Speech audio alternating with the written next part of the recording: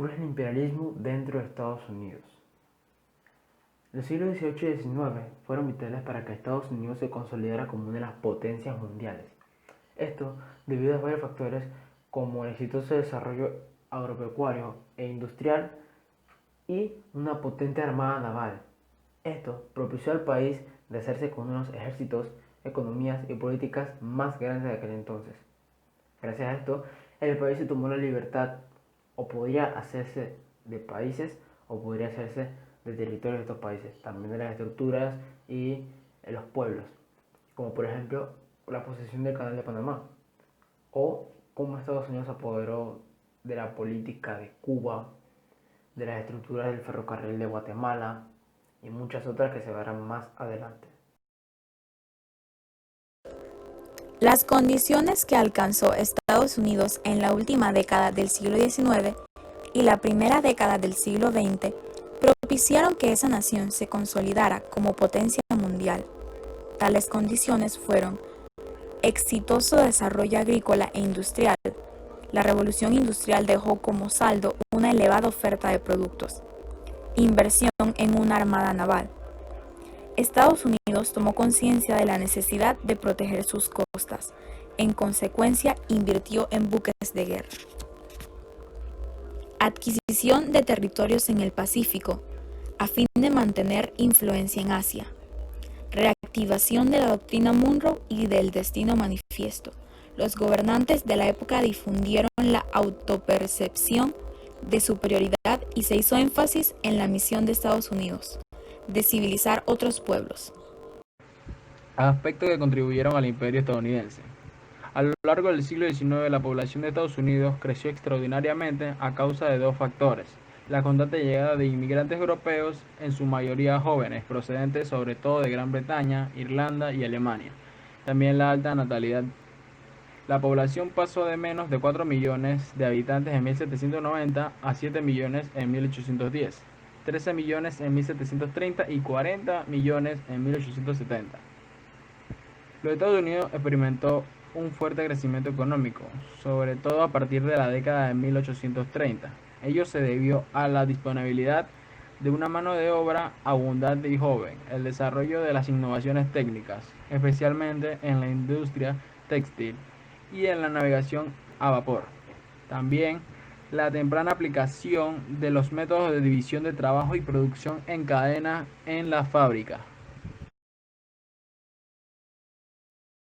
Otro aspecto que contribuyó con el imperialismo estadounidense fue el pensamiento político de su presidente Theodore Roosevelt.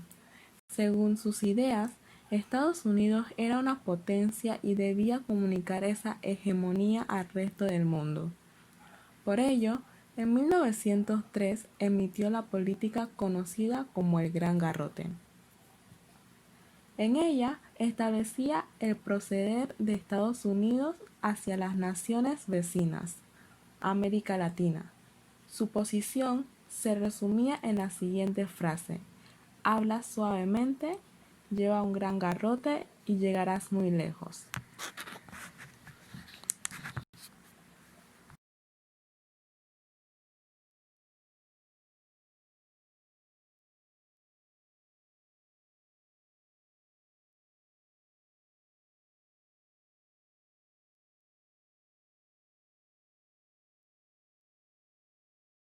En 1904 añadió a la doctrina Monroe el corolario Roosevelt. El corolario decía: una nación que se comporta bien social y políticamente no debe temer ninguna interferencia por parte de Estados Unidos. Una mala conducta crónica a la ausencia de orden en un país puede causar la intervención en estos sitios de los estados civilizados.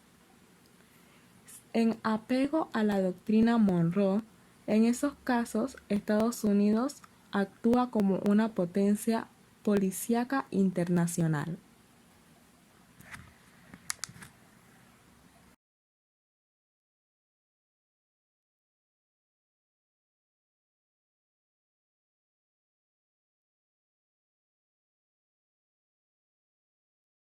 Los países en los que intervino Estados Unidos eran países que por lo general tenían una política inestable, un déficit en la economía y estructuras o tierras que no podían administrar adecuadamente debido a su falla económica.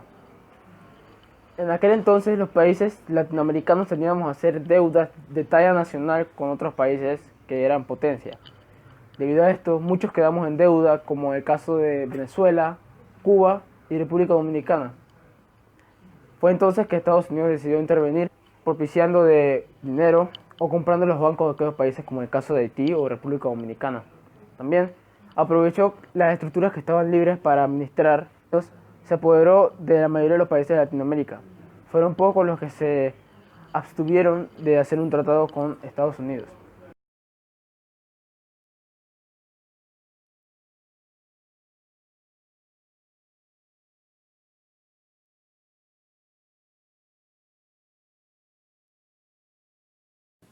Conclusión.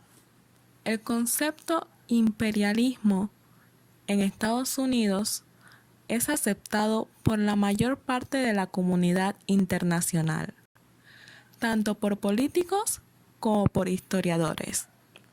Los inicios de la expansión imperialista norteamericana fueron a fines del siglo XIX y principios del siglo XX.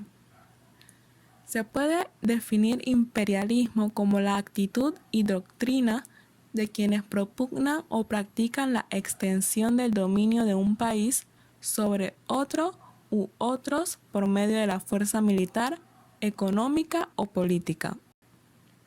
El imperialismo es un concepto que abarca una dimensión global, por lo tanto, no existe el imperialismo a pequeña escala.